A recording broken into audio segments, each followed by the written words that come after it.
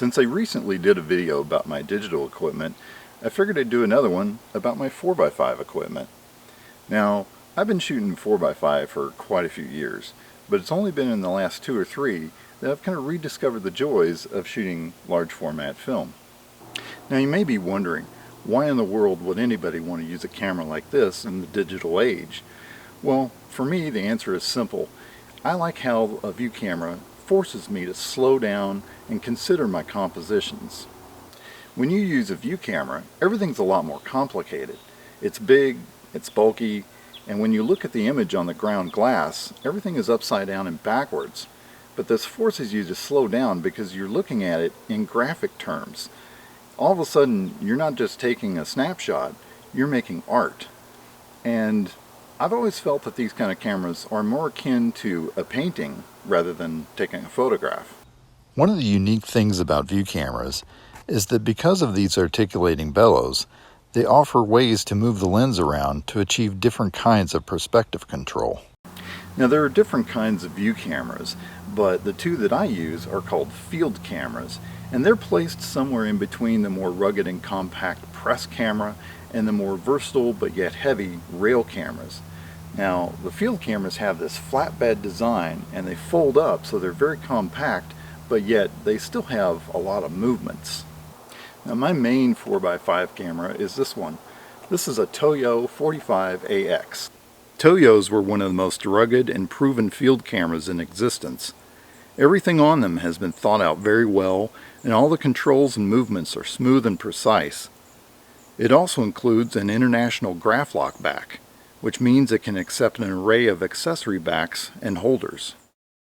My standard lens for my 4x5 system is a 150mm Kaltar lens made by Rodenstock.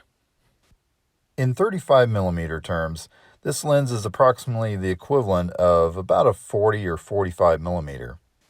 This makes it a very good general purpose lens. My next widest lens is a Rodenstock 75mm. At f4.5, this lens is relatively fast in 4x5 terms.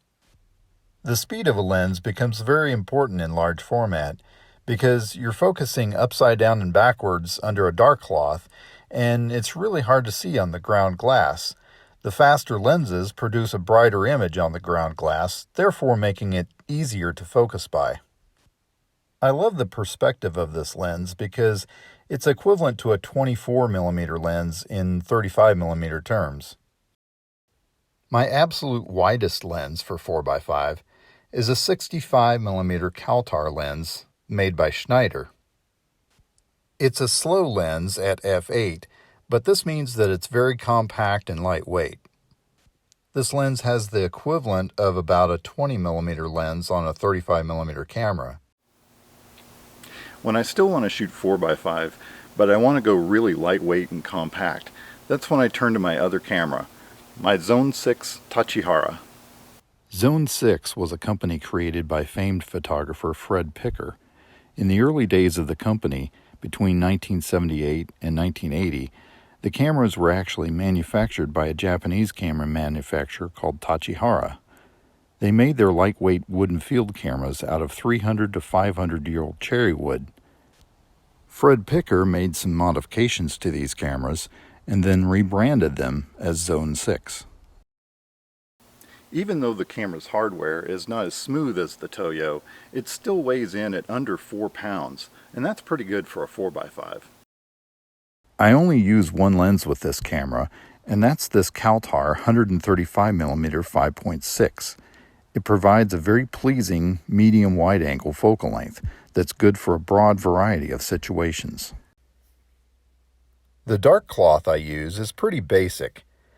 It's black on the inside to aid with composition on the focusing screen, and white on the outside to reflect heat. I have several focusing loops, and frankly none of them are very fancy. You just want to make sure you get one that has decent enough optics in it. I like to get something in the either 8 power or 10 power range.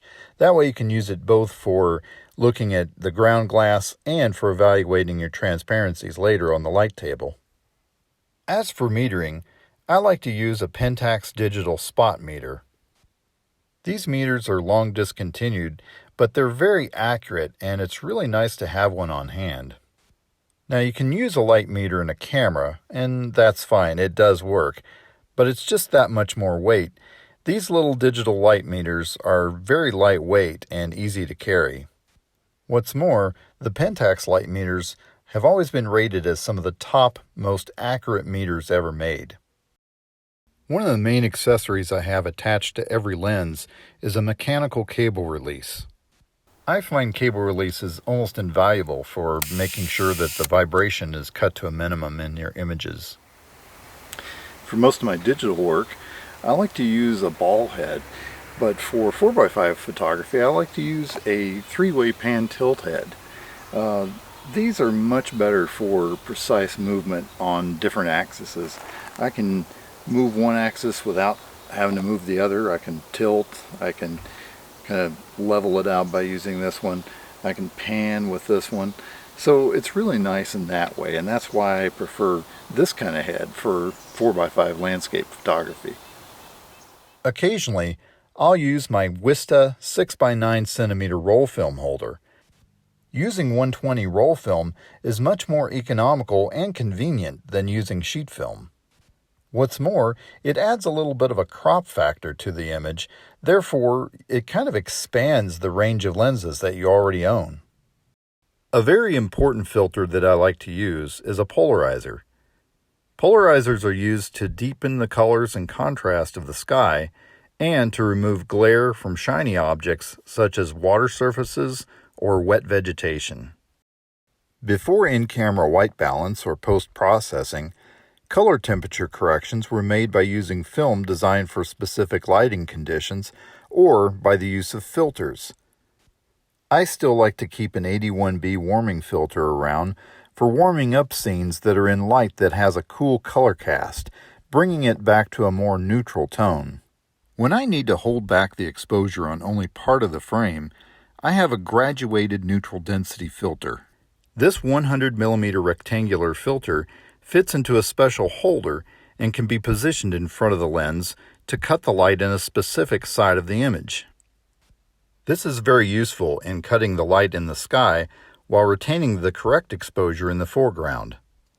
A notebook is really handy for writing down all the information I need, such as the date, the time, film, cameras and lenses, and any other information. Also, a good stopwatch of some sort, or timer, to time the long exposures. Now you might be wondering, how do we get all this large format equipment out into the field, and what do I carry it in? Well, this is the backpack that I like to use. This is made by Cabela's. It's an Alaska One frame backpack, and I like the frame backpack because it really distributes the weight a lot better. Now I like to start out with packing my tripod first. This is a very lightweight tripod made by Really Right Stuff. It's a Versa 34L, and it fits in first. Kind of put it along the side. Then I put in the camera. This bag is a Tenba, and it's in their Bring Your Own Bag series. These are really nice little inserts. That's basically all they are. Just a very sleek design. And in here I've got my camera and the focusing cloth, stuff like that. That goes in first. And I put it in sideways, and it kind of goes all the way down to the bottom. Then I have this little bag. This is just a little bag I got at a garage sale for $2.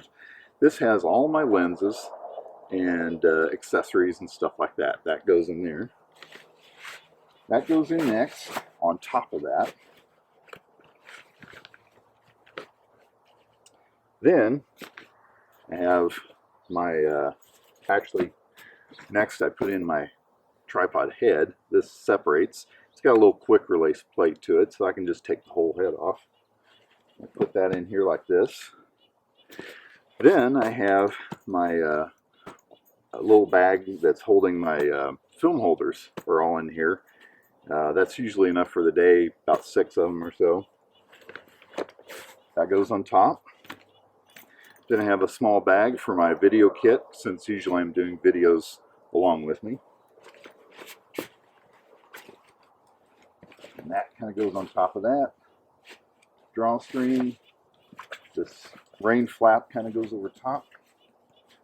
Cinch it down on both sides. I'm ready to go. Now, when I'm going lighter, that's when I'll exchange the 2 bags for this little bag. This is made by Lowepro. It's just a little small bag. And in here I have my Zone 6 camera and 1 lens. So that's kind of the whole kit right there. It has, I can usually fit my focusing cloth in there. So that gets changed out for those 2 bags.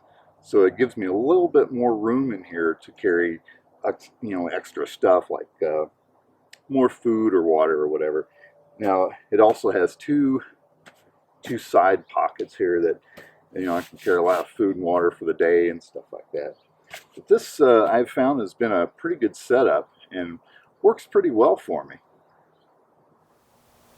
Well, I hope you've enjoyed this closer look at my 4x5 equipment. Maybe it'll inspire you to experiment with the format yourself. So until next time, I'll see you on the trail.